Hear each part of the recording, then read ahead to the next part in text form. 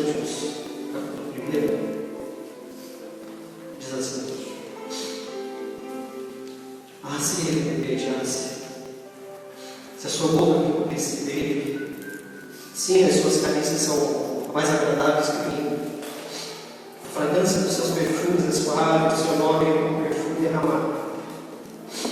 Para a toa que as jovens do mundo, leve-me com você muito depressa, leve-me ao rio do seu aposento.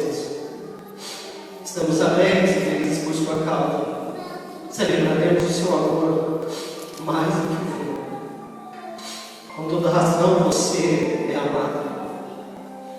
Estou escura, mas sou bela, ó mulheres de Jerusalém. Escura como as tendas em Quedar, bem como com as cortinas de Salomão. Não fique me olhando assim, porque estou escura. Foi o sol que me queimou a pele.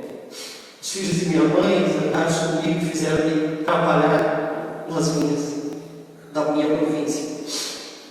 Mas da minha própria vinha, olhei com muito cuidado. Conte-me você, Pinhão, onde faz passar o seu rebanho, onde faz as suas ovelhas descansarem no retiro? Se eu não souber, serei como uma mulher coberta com véu, juntos aos rebanhos dos seus amigos. Vem até ele. Senhor.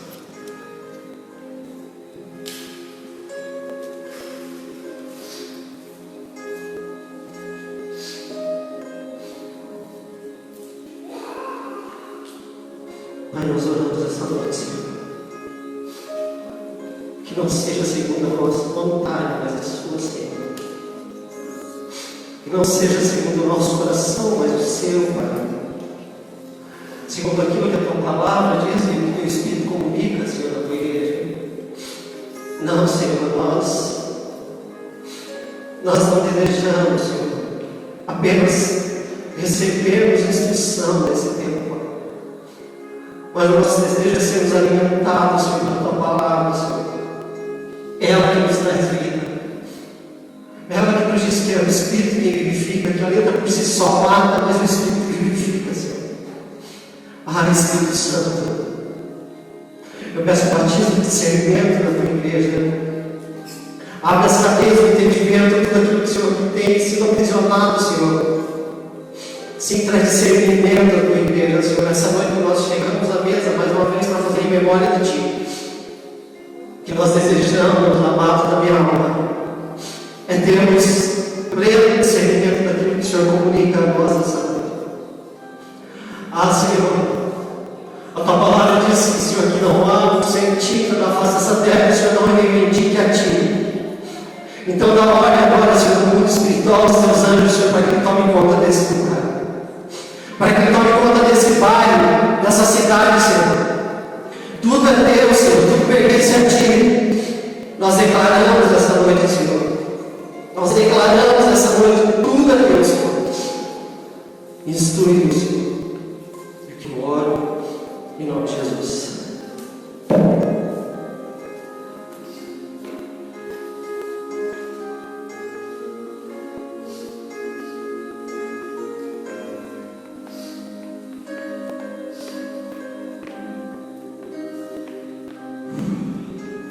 Quem me conhece, eu sou chorando por natureza, tá, irmãos? Os lenços aqui, eles são necessários. Mas quando é noite de ceia, eu tenho um quebrantamento ainda maior. Porque toda vez que nós vemos um culto e ele é um culto de ceia, a palavra ela tem que ser sobre Jesus. Embora todos os outros cultos a gente sabe que tem que ser sobre ele, a Bíblia toda indica isso. Mas principalmente no culto de ceia, irmãos, quando nós temos a oportunidade de nos chegar à mesa, a gente tem que relembrar de Deus. E nessa noite que nós vamos aqui celebrar a ceia, eu preciso lembrar você do casamento que está preparado. Quando a gente olha para o livro de Cânticos, irmãos, ele é um retrato do que a Bíblia é. A Bíblia fala do amor de Deus que se casou com Jerusalém. E desse casamento há um fruto, há um filho, Jesus. Esse filho, o Senhor prepara uma noiva, que é a igreja, que somos nós. esse casamento está preparado. Nós somos aqueles que a palavra, a Bíblia diz que somos chamados às bodas do Cordeiro, para a festa do casamento. E o livro de Cântico dos Cantos, escrito por Salomão, ele retrata a história de amor entre Salomão e a sua mulher. Ele fala da história de amor que esse rei, apaixonado por essa mulher, ele se veste como um pastor, e ele sai lá do seu trono, e ele vai visitar as lavouras, as vinhas. A Sunamita era uma lavradora. E a Bíblia nos conta que esse homem ele se apaixona por essa mulher, e que ele convida ela para ir para o palácio com ele. Mas essa mulher se assusta e ela foge dele. Então esse rei, que uma vez veio como pastor, agora ele volta para o palácio. E ele coloca de volta as vestes reais, e ele retorna, e ele vem até o lugar onde essa noiva está. E ele convida ela novamente, agora não mais como pastor, mas como rei. Esse é o retrato que Jesus fez por mim e por você. Aquele que ocupava o trono da glória. Aquele que era vestido com a majestade dos céus, ele resolve descer do seu trono, sair do seu trono. E ele veio à minha terra e ele veio visitar a sua noiva. Ele veio primeiro como pastor. E a Bíblia nos conta que essa noiva ela foge dele. Mas esse rei ele vai voltar um dia. Há uma promessa de que ele vai voltar vestido em glória. Que os céus serão rasgados e que todo olho verá, que todo joelho vai se dobrar e toda língua vai confessar que ele é Senhor. Mas eu confesso para vocês que, embora eu seja apaixonado por esse rei, em alguns momentos da caminhada eu me sinto como uma Sunamita. Você já deve ter se sentido assim, talvez você se sinta assim hoje. Porque eu li no versículo 6, a Bíblia diz que quando o rei vai falar com ela, ela diz assim: ei, tira os seus olhos de mim, você está olhando para a cor da minha pele? Você não está vendo que eu estou queimada do sol do trabalho? Os meus irmãos me obrigaram a trabalhar, eu estou aqui cansada e queimada do sol. Porque alguém me fez trabalhar. Eu tenho cuidado dessas vinhas, mas da minha própria vinha eu não posso cuidar. E na noite que a gente chega à mesa, irmãos, é uma noite que a gente tem que ser transparente com todas as coisas. Não foi nenhuma vez que eu já pensei em parar. Que eu me escondi em oração a Deus, e sabe, tem dia que a gente vai para o quarto de oração, parece que a gente quer brigar com Deus. Você já fez isso? Tem dia que a gente toma posse de toda autoridade que não existe em nós, e que a gente se arma na palavra de Deus, parece que Deus não conhece a Bíblia, e a gente parece que quer briga, né? Como o pastor Ezequiel disse: se tu é macho, desce aqui embaixo, Deus. E a gente quer brigar com ele, sabe? São aqueles dias que, sabe, você já deve ter tido esses dias que a gente pensa assim: eu não devia ter nem saído da cama com ele. Ah, que bom se esse dia não existisse, a gente pensa.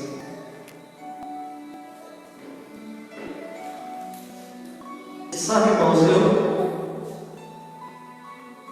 às vezes eu estou para cima com Deus. Eu vou orar e eu quero brigar com ele e dizer assim: Deus, você fica me fazendo trabalhar com os meus irmãos.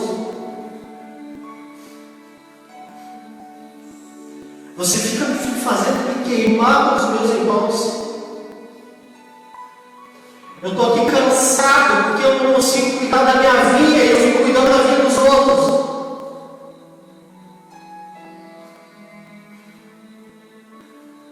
Mas sabe o que ele tem dito para mim?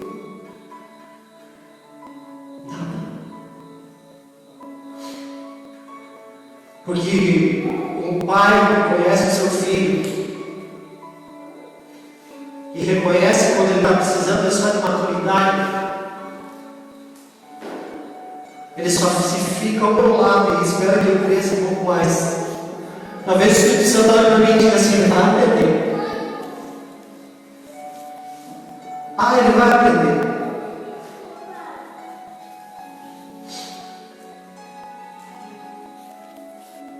E meditando nessa palavra, irmãos, tentando achar argumentos de vez em quando para brigar com Deus, eu descobri uma coisa aqui. Eu descobri que essa sunamita estava cansada com eu. Eu descobri que ela estava reclamando por trabalhar com os outros. Mas eu descobri que o rei veio buscar ela. Eu descobri que ela vinha dela que o rei veio visitar. E a palavra que acalenta o meu coração, e eu espero que ela acalente o teu coração também, quem sabe pensa em desistir. É que embora você não entenda, ou embora nós não entendamos, porque de vez em quando nós nos encontramos em determinado lugar, porque Deus nos manda em determinado lugar, porque Deus nos dá determinado cargo, é porque nós precisamos estar exatamente onde Deus deseja. Porque se aquela sunamita não estivesse naquela vinha, fazendo trabalho com seus irmãos queimada pelo sol, os olhos do rei não teriam encontrado ela. Então todo encargo que é dado para as nossas vidas e toda dificuldade que é lançada para nós é porque Deus, no seu maravilhoso propósito, tem colocado cada um de nós no seu exato lugar. E embora aos olhos dela, ela diga: eu estou só queimado do sol. Se você olhar no capítulo 2, versículo 2,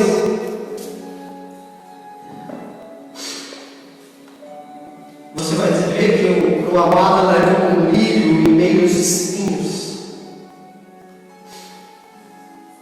Embora aos olhos dela não tivesse beleza, para o seu amado não há beleza maior. É interessante que durante os instantes que ele vai narrando essa trajetória e esse casamento, essa festa vai acontecer. E ele diz que quando o rei volta, ele ao soar as trombetas para anunciar o rei, então ela entende que é o rei que está chegando para buscar ela. Há uma promessa que foi colocada para mim e para você. A Bíblia nos diz no livro de Apocalipse que aquele que perseverar até o fim. Não se trata de correr um pouco a carreira. Não se trata de ir num culto de vez em quando. Se trata de perseverar, que a promessa do Senhor vai se cumprir. Ele fala que aquele que perseverar até o fim é o lugar que ele coroa da vida. A promessa dele para mim e para você é justamente essa. E para aqueles que perseverarem, não só para aqueles que desistirem, mas para aqueles que perseverarem, ele vai dar a coroa da vida. Aleluia. Sabe, irmãos, nós tivemos há uns dias atrás um seminário aqui com o André, com o nosso André, e ele falou coisas tremendas para nós sobre esse ministério, sobre a vida de algumas pessoas. E não foi nem uns dias depois, é no outro dia, irmão. O reino das trevas se levanta. Ele se levanta para tentar batalhar. Ele se levanta para tentar anular, para tentar fazer com que a gente pare. Sabe, nesses dias que nós temos vivido aqui, é o que Neemias experimentou. Eu quero que você abra comigo lá no livro de Neemias.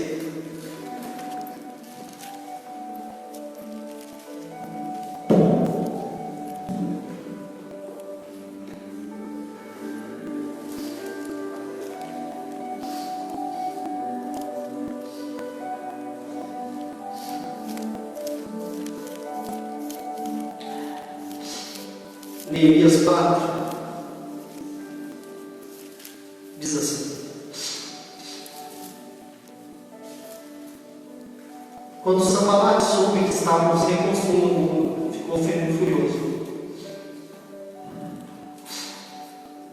Ridicularizou os judeus e na presença dos seus compatriotas e dos poderosos de Samaria disse: o que aqueles frágeis judeus estão fazendo? Será que vão restaurar o seu muro?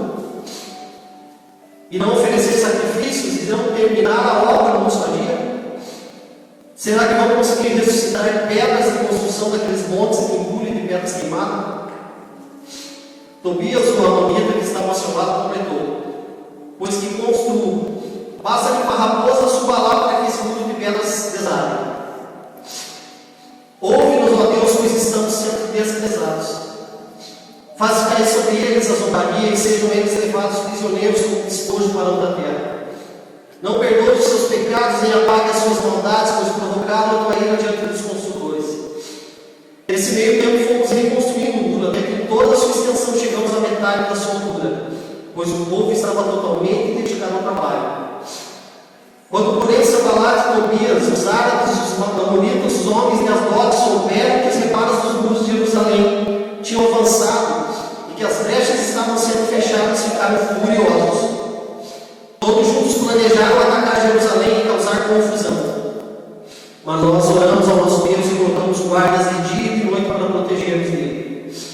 Enquanto isso, o povo de Judá começou a dizer aos trabalhadores: já não tem mais forças e ainda há muito entulho. Por nós mesmos, nós não conseguiremos reconstruir o muro. Os nossos inimigos diziam: antes que descubram qualquer coisa nos vejam, estaremos bem ali no meio deles e vamos matá-los e acabar com o trabalho deles.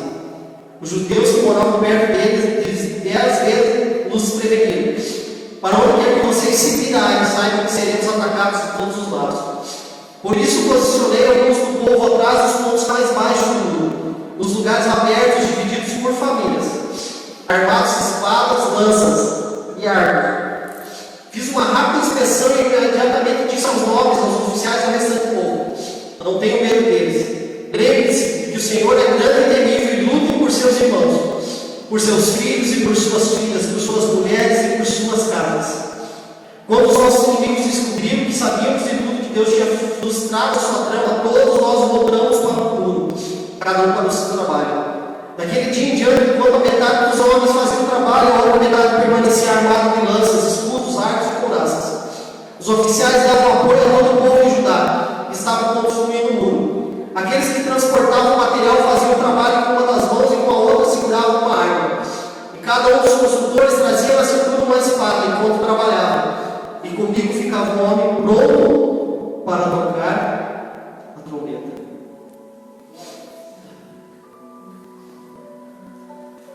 O livro de Neemias, ele fala da reconstrução dos muros de Jerusalém. Esdras narra a reconstrução do templo, e Neemias vem falar da reconstrução dos muros. O templo, ele remete a mim e a você. Nós somos o templo. A palavra diz que ele não habita mais em templos feitos por mãos humanas. Então nós somos o templo do Espírito do Senhor. E nós, reunidos, somos a sua igreja. Individualmente e coletivamente somos a igreja do Senhor. Então a igreja fala desse local de habitação de Deus. E os muros falam do local de posicionamento. E quem tem nos ouvido pregar sabe que nós temos cobrado um posicionamento e que nós temos tentado transicionar de uma igreja religiosa presa na Babilônia, envolvida com política, com opressão, com tirania, para uma igreja livre, alinhada com os propósitos do Senhor. E como a palavra diz aqui, irmãos, nós começamos muito bem. Nós começamos empenhados em construir os muros.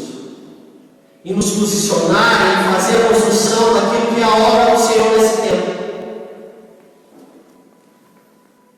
Mas aqui, como diz a palavra de Neemias, parece que a palavra diz que quando eles chegaram na metade do muro, irmãos, a tribo de Judá desanimou. E eles falaram assim: olha, nós não vamos conseguir construir isso aí. Tem muito entulho para nós tirar ainda. Tem muita coisa para a gente fazer ainda.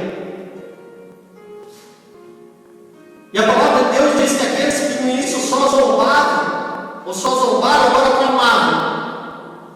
E diziam: olha, nós vamos atacar no meio deles. E nós vamos acabar com isso. Aquilo que no começo elas só zombaria, dizendo assim: ó, como a raposa se bater nesse muro vai derrubar, agora estava provocando que o exército se levantasse. E eu creio que isso tem acontecido com a vida desse ministério. Glória a Deus. Aquilo que era só uma zombaria no começo, quem é esse menino aí que pensa que é pastor? Quem é esse povo que acha que fala da religiosidade, ou que fala de alguma forma? Isso não vai dar em nada. Mas quando o reino espiritual vê o poder de Deus e a obra de Deus, e aquilo que Deus faz, e nós podemos provar que os nossos olhos têm visto isso, e nós damos testemunho daquilo que Deus tem feito, irmãos. E pessoas que já chegaram aqui mortas exteriormente, mas que são vivas para fazer a obra de Deus. Esse é o nosso encargo, nós estamos vindo aqui. Nós não somos uma represa para prender ninguém, nós não somos uma gaiola para pressionar ninguém. Nós queremos que as pessoas aqui sejam ativadas e que batam as suas asas e façam aquilo que o Senhor chamou a fazer. Glória a Deus. Mas parece que alguns cansados. Sabe aquele ânimo que tinha no começo, parece que agora não tem mais. Sabe aquela chama no coração dizendo: nós vamos ter bastante cultura, deixa para mim, nós vamos tirar. Começar a dizer assim: olha, é muito inútil.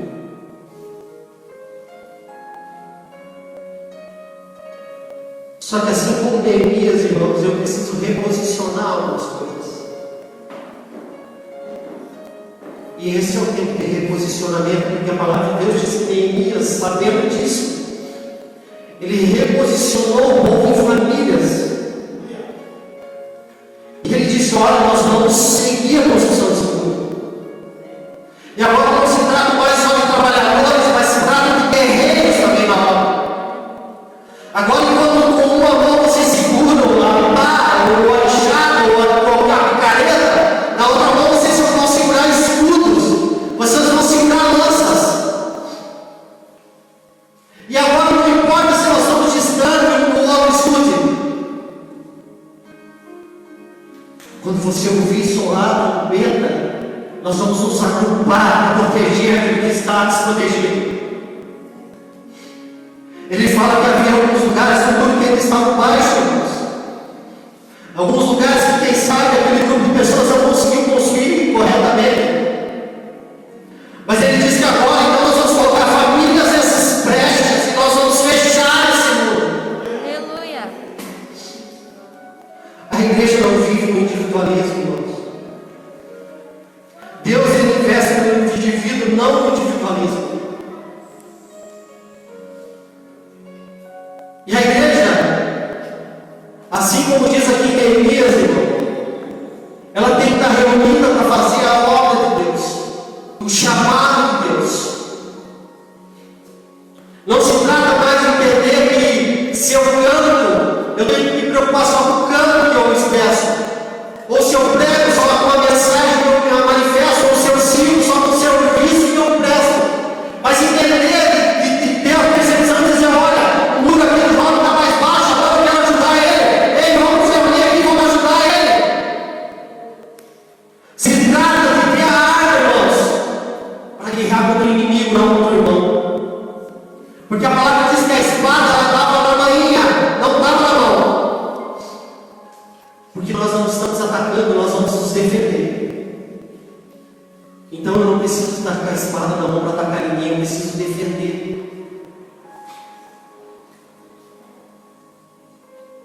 O chamado para mim e para você nesse tempo não é para que nós sejamos guerreiros apenas, no sentido de que eu preciso estar com a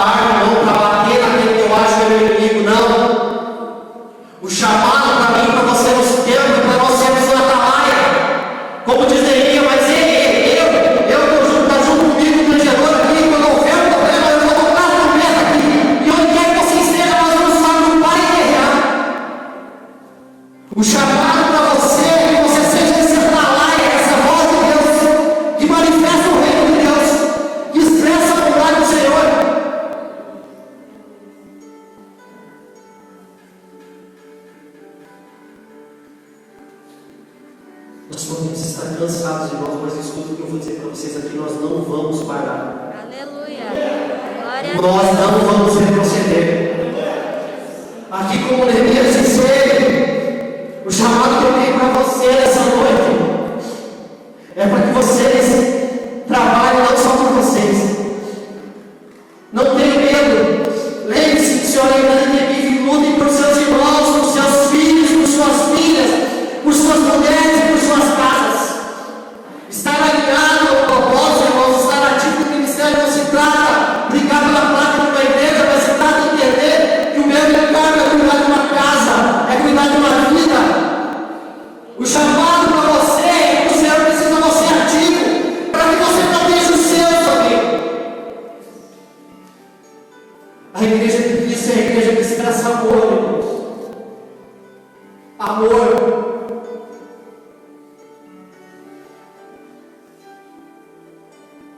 Se nós queremos transicionar dessa Babilônia agora para o reino do Filho do seu amor, então de mim e de você é solicitar um caminho.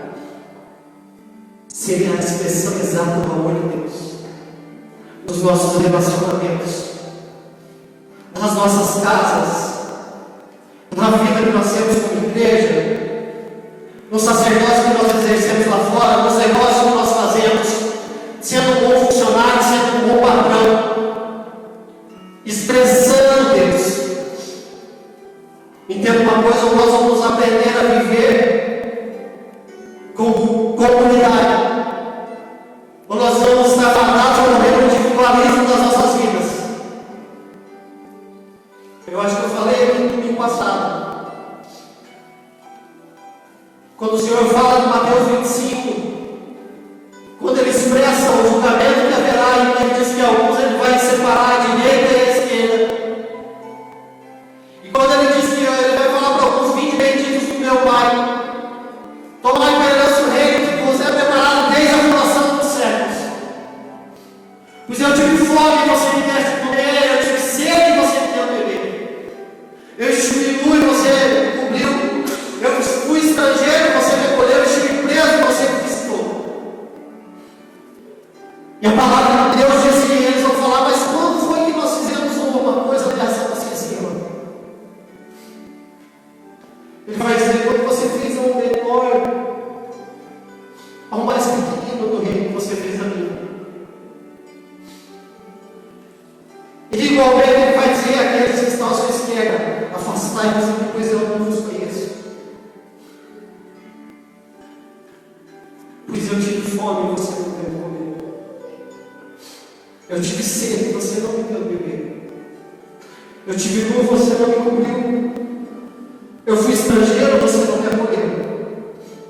Eu estive preso e você não me visitou. E eles vão dizer: Senhor, jamais nós faríamos isso, Senhor. Ele vai dizer: quando vocês não fizeram para o pequenino do meu reino, vocês não fizeram a mim. Sabe qual que é a expressão do inferno, irmãos? Sabe por que a expressão do inferno é aquele lugar de tormento, de tristeza, de dor? Porque lá nós vamos poder viver o egoísmo das nossas almas. Lá nós vamos poder viver o individualismo. Todo aquele que não amou como o Senhor não fosse amado. Todo aquele que não expressou o amor de Deus a outra pessoa vai ter um prazer, ou o Deus prazer de viver é a mesma. De sentir tudo aquilo que ela queria. Porque a expressão maior de Deus é o amor. O mandamento dele foi esse. Qual é o maior mandamento do Senhor? Eles perguntaram. E ele disse o quê? Amarás o Senhor teu Deus de todo o teu coração, com todo o teu entendimento, com toda a tua força, com toda a tua alma. Igualmente ele disse: amarás o teu próximo como a ti mesmo. Então, irmãos, a chamada nessa noite para você, para que nós chegamos à mesa da comunhão, porque essa é a mesa que não afasta ninguém.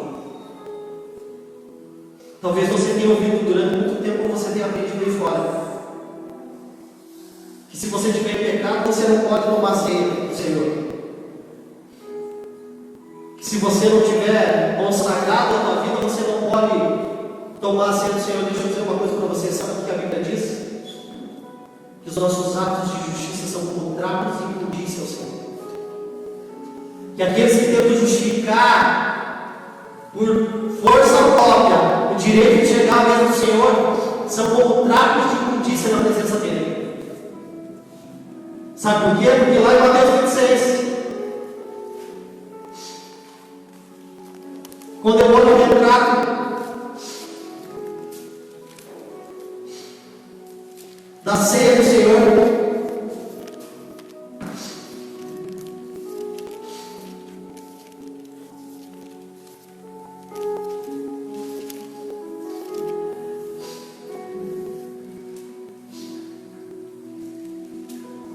a Bíblia diz que ele estava reunido com os seus discípulos, que ele estava reunido com homens pecadores, falhos, como eu e com você, reunidos com aqueles que o traíram, como Paulo vai escrever na primeira carta aos Coríntios, capítulo 11. Paulo diz: na noite em que o Senhor foi traído, ele não fala que ele foi traído por Judas. A Bíblia nos diz que na noite em que ele foi traído, que ele estava reunido com seus discípulos, ele tomou o pão e deu graças a Deus. Ele ordenou: olha, esse é o meu corpo, como faço em memória de mim. Essa não é a mesa de discussão, irmãos, essa é a mesa de comunhão. Essa é a mesa justamente que Deus quer nos unir a Ele, dizendo: ei, por mais que você ache que você é falho, por mais que você ache que você não vale nada, eu continuo, como Salomão diz lá em Cantos, eu continuo encontrando beleza em você, eu continuo acreditando em você, eu continuo amando você, eu continuo chamando você para o meu reino.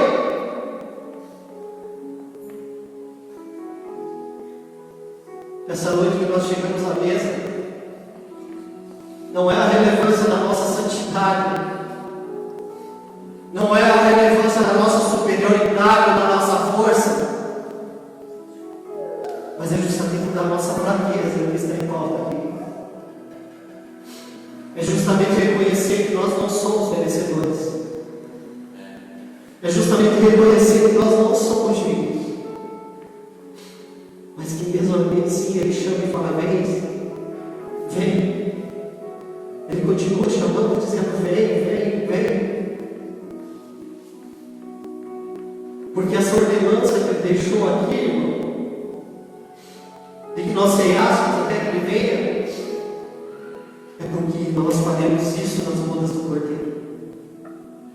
Porque quando o meu rei voltar e me levar para o seu palácio, é isso que eu vou fazer na presença dele. Eu vou me assentar à mesa com ele, eu vou ceiar com ele, eu vou celebrar com ele. Então nessa noite, o meu chamado a você como igreja é que você se reposicione. É que se você estiver fraco, você procure o irmão e diga: irmão, eu estou fraco, porque muitas vezes é isso que falta para nós, irmão. Falta de reconhecer a pior doença que tem, é a pessoa achar que não precisa de remédio ou de tratamento. Autossuficiência. Autossuficiência é o pecado original. Quando o homem não diz não para Deus, dizendo que ele é autossuficiente. Quando nós não reconhecemos que nós necessitamos de mudança, que nós precisamos do outro, que a debilidade do outro é que me fortalece, que a minha debilidade fortalece você, nós estamos voltando ao pecado original, dizendo para Deus: eu sou autossuficiente. Então a minha chamada nessa noite para você, a mesa do Senhor, é que nós reconheçamos essa noite. E eu queria fazer um pedido, um convite especial para você, se você puder. Se você não puder, você não precisa, irmão. Eu só queria convidar você a nós nos colocarmos de joelhos nessa noite na presença do Senhor. Eu não sei você, mas eu tenho pedido tanto perdão a Deus nessa noite. Eu tenho pedido tanto perdão, Senhor, pela falha minha, como pai, como esposo, como pastor, como amigo, como irmão. E é nessa condição que eu quero colocar na presença do Senhor nessa noite. Reconhecendo, Senhor, eu não sou nada sem Ti. Reconhecendo, Senhor, eu necessito de Ti. Reconhecendo, Senhor, eu preciso de Ti. Então eu queria fazer um convite para você, se você pode, irmãos. Eu queria que você curvasse os seus joelhos. Aí você está. E que você falasse com Deus a palavra que diz: examine-se, pois o homem é assim mesmo. O juízo não é meu, eu não tenho a regra de emitir pecados ou dizer quem é mais justo ou mais injusto. O juízo é seu mesmo. Mas nós reconhecemos ao Senhor as nossas debilidades, para dizer a Ele o quanto nós necessitamos dele, quanto nós precisamos ser cuidados pelo Senhor. Eu queria que você fizesse um tempo de reflexão e oração ao Senhor de joelhos.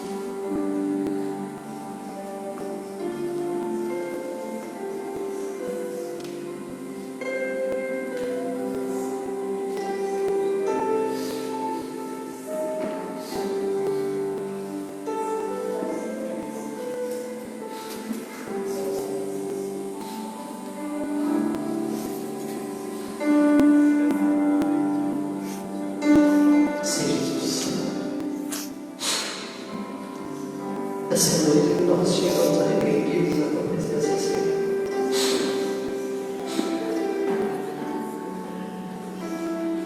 Pela falha, Senhor, com os nossos irmãos, por não expressar o seu amor,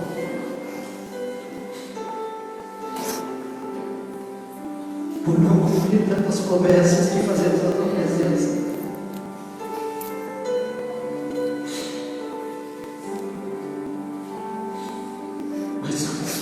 Como no livro, nós queremos ser moldados por Ti, Senhor. Transformados por Ti, Senhor. Não nos deixe presos, Senhor, dentro dos nossos erros. Não nos deixe presos, Senhor, dentro da nossa vontade própria. Não nos deixe, Senhor, presos dentro dos cativeiros que nós criamos, Senhor, para a nossa alma. Não, Senhor. Nos liberta de nós mesmos, Pai. Nos liberta de nós mesmos, Senhor. Sim, Senhor. Nós clamamos a tua bondade. Nós clamamos a tua bondade, Senhor. Nós te agradecemos, Jesus.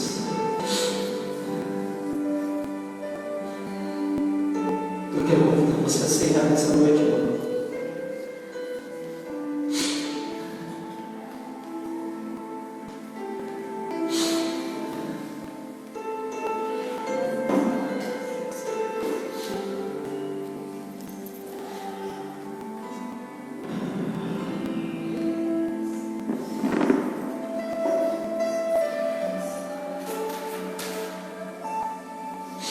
Batiza-nos com teu amor, batiza-nos com teu amor, batiza-nos com teu amor, Senhor.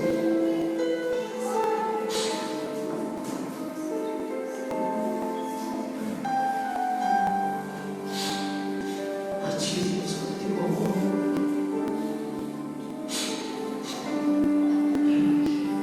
Te quero mais. Te quero mais.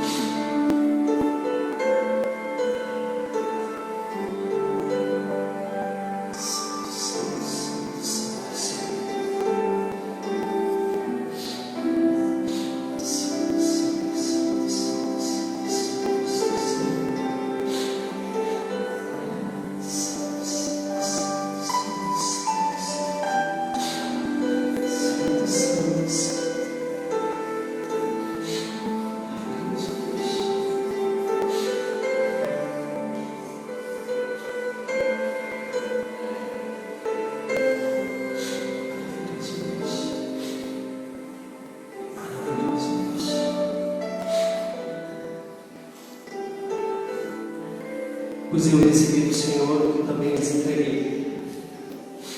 O Senhor Jesus, na noite que foi traído, tomou o pão e, tendo dado graças, partiu e disse: esse é o meu corpo que é dado em favor de vós. Façam isto em memória de mim. Da mesma forma, depois da ceia, ele tomou o cálice e disse: esse cálice é a nova aliança do meu sangue. Façam isso sempre que beberem em memória de mim. Por sempre que comerem desse pão e beberem desse cálice, você anuncia a morte do Senhor até que Ele venha.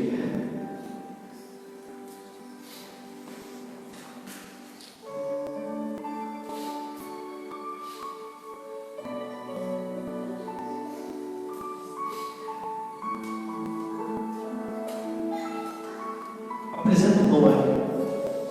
Apresenta a partícula do pão aí. Senhor, nós apresentamos a Ti, Senhor, essa partícula do pão, que representa o Teu corpo unido na cruz do Calvário, Senhor. Ah, Pai, Te damos graças, Senhor, nessa noite, Pai.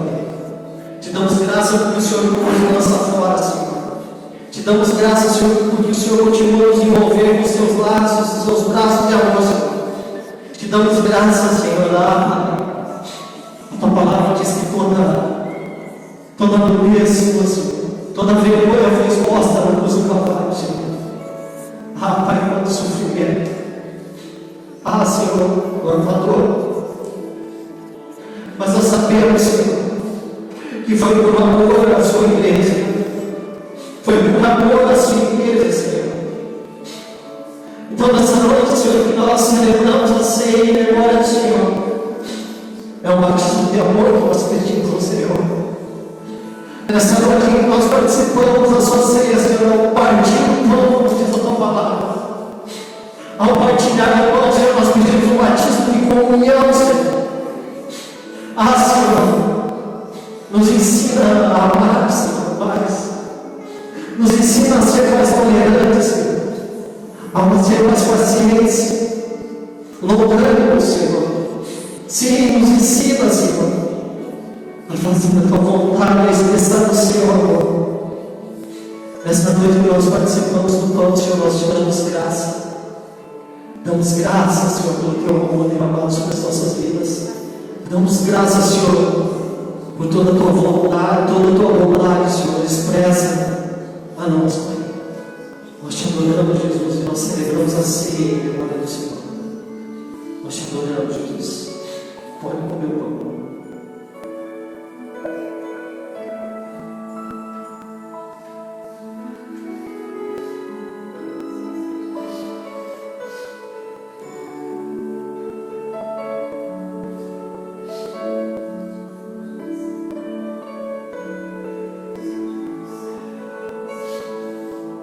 A palavra diz que do mesmo quando ele tomou o cálice, disse: esse é o sangue da nova aliança no meu céu, é o símbolo, o sangue da nova aliança. O sangue contém toda a vida, irmãos. E se há aqueles que creem que o sangue de um animal sacrificado aí fora pode fazer alguma coisa, quanto mais pode fazer o Cordeiro de Deus que tira o pecado do mundo. Você crê em milagres? Você crê em milagres? Então você há nessa noite, Senhor. Nós sabemos que o teu sangue pode trazer vida aonde houver morte. Nós sabemos que o teu sangue, o teu poderoso sangue, Senhor, vertido na cruz do Calvário, Senhor, para perdão dos nossos pecados, pode trazer vida, Senhor. É isso que eu oro nessa noite, Senhor. Que a sua igreja, ao participar, Senhor, na ceia, ao tomar o sangue, Senhor, do Senhor, nessa noite, onde haja vida, Pai. Onde há morte, onde haja vida, Senhor. Onde há morte, onde haja vida, Senhor. Restaura, Senhor, os ministérios. Restaura os casamentos, Senhor. Restaura, Senhor, as famílias, Pai. Alicerçadas no teu sangue, no teu eterno sangue. O sangue da nova aliança, Senhor, da eterna aliança, Pai. Senhor, nós glorificamos o teu nome, Senhor. Cada gota daquele sangue vertido, Senhor. Cada gota daquele sangue vertido sobre o madeiro, Senhor. Era por mim, era por os meus irmãos, Senhor. Nós glorificamos o teu nome nessa noite. Nós exaltamos o teu nome nessa noite, Senhor. Novamente nós oramos, Senhor, que o teu sangue traga vida, Pai. Traz vida sobre a sua igreja, sobre a sua noiva, Senhor. Traz vida sobre a sua igreja, sobre a sua noiva, Senhor. Pai, que ela seja restaurada, Senhor, na aliança do teu sangue. É o que eu oro nessa noite. Em nome de Jesus. Amém? Amém, irmão? O sangue ele corre no corpo. Eu queria que você trocasse o cálice com alguém. O sangue tem que correr no corpo. Troca o cálice com alguém. Não precisa trocar com muita gente por causa da restrição, mas troca com alguém. Aproveita e diz: me perdoa. Eu te amo. Deus abençoe.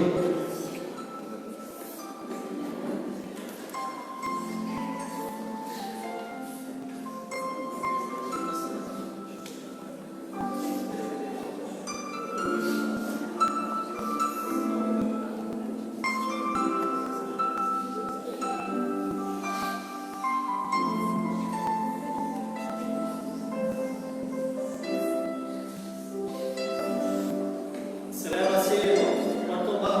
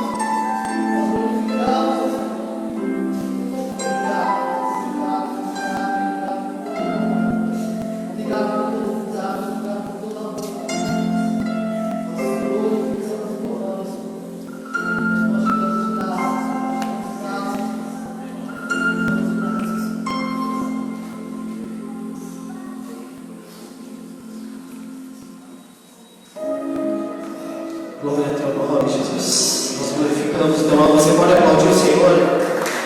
Aplauda o Senhor pelo nome dele. Nós te louvamos, Jesus. Nós te louvamos, Jesus. Nós te louvamos, Jesus. Nós te louvamos, Senhor. Nós te louvamos, Senhor. Em memória do Senhor, para glorificar o Senhor. Aleluia. Glória ao teu nome, Senhor. Glória ao teu nome, Jesus. Amém, irmãos? Amém. Glória a Deus. Como que mesmo vamos orar? Já queremos encerrar. Nos perdoe pelo horário. Eu quero já agradecer o meu irmão, a Cida e o esposo Danilo, a Jennifer, o Jefferson e a Maria Teresa.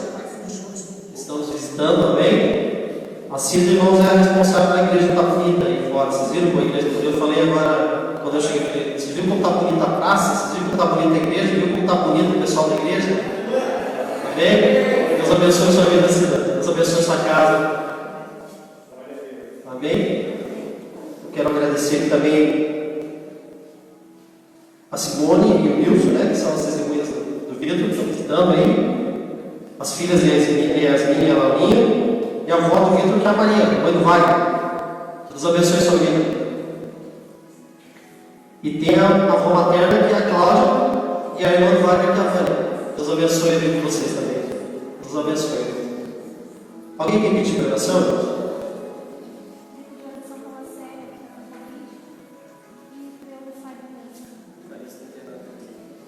Pela filha do meu amigo que nasceu essa semana, Eloá.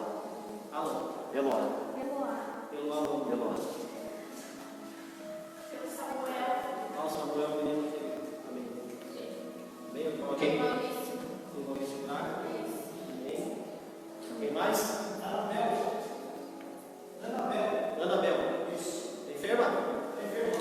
Ela com suspeito de Covid. Se eu não lembrar o nome aí, vocês vão me ajudando, né?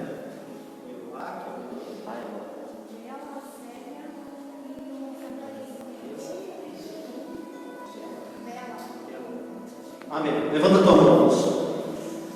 Pai, como igreja reunidos aqui, Senhor, da tua presença, Senhor. A tua palavra nos diz que aquilo que nós ligássemos aqui na terra, o Senhor ligaria no céu. A tua palavra diz também que aquilo que nós desligássemos aqui na terra, Senhor, o Senhor desligaria no céu. Pai, nós oramos agora pela vida, Senhor, do Farias, Senhor. Nós oramos, Senhor, pela vida, Senhor, da Bela, Senhor. Nós oramos pela vida, Senhor, dessas pessoas que foram nominadas aqui nessa noite, Senhor, que se encontram enfermos, Pai.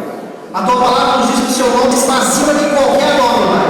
Então, seja um nome que essa doença tiver, ela precisa se prostrar a ti. Nessa noite nós declaramos que será prostrado, Senhor. Se prostre, Senhor. Sim, Jesus. O coronavírus, o câncer, Senhor. Sim, Deus maravilhoso. O AVC, o infarto, seja qualquer enfermidade, Senhor, nós declaramos essa noite que se prostre a tua presença. Nós declaramos cura. Nós liberamos vida aqui nesse altar, Senhor.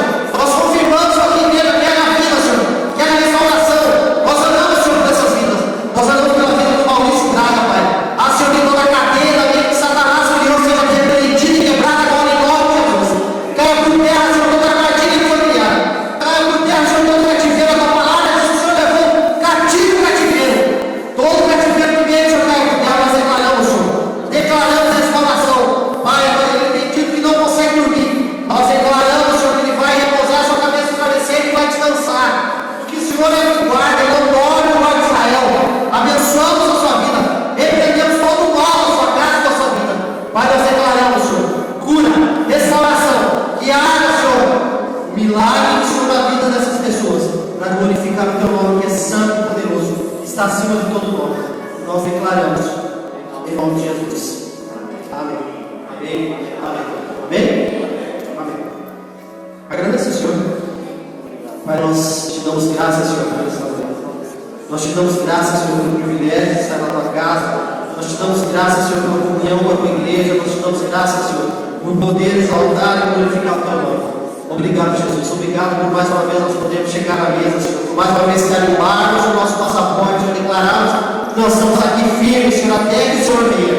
Declaramos que nós estamos aqui e seguimos, Senhor, com a mão no arado, pelejando, batalhando a sua batalha, Senhor. Pela sua espada nós lutamos, Pai. Declaramos, Senhor, obrigado, Jesus. Obrigado pelo privilégio que nós temos de servir ao Senhor, que é Rei dos Reis. agradecemos em nome de Jesus. Amém. Que o amor de Deus Pai, que a graça do Senhor Jesus Cristo, as consolações do Espírito Santo sejam sobre a sua vida. Que o Senhor resplandeça seu rosto sobre ti e tenha misericórdia de ti. Que o Senhor resplandeça seu rosto sobre ti e dê a paz. Que o Senhor resplandeça seu rosto sobre ti e te abençoe. Que Ele derrame do seu favor, do seu cuidado, do seu amor sobre a sua vida. Que o Senhor coloque os anjos dele e a paz ao redor da sua casa e livrá-la de todo mal. Que onde você colocar a planta dos seus pés seja abençoado pelo Senhor. Que o fruto das suas mãos prospere. Que você possa colher o melhor do Senhor nesse tempo. Porque nós cremos no Deus que é vivo, que é santo, que é soberano, e é digno de toda honra e todo louvor. Seja abençoado. Em nome de Jesus. Amém? Deus abençoe sua vida. Deus abençoe. Deus abençoe. Em nome de Jesus.